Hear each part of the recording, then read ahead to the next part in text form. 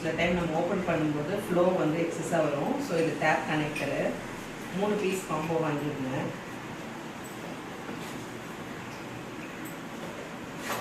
இது ஒரு கலரு.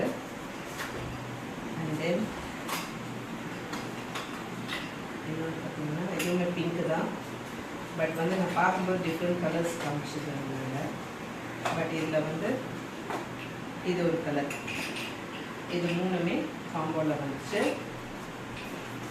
வந்து கிச்சனில் இது எப்படி ஃபிக்ஸ் பண்ணுறதுன்னு பார்த்துடலாம்.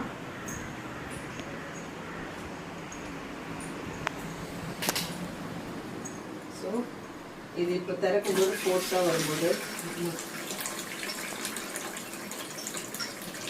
வரல. ஸோ இது வந்து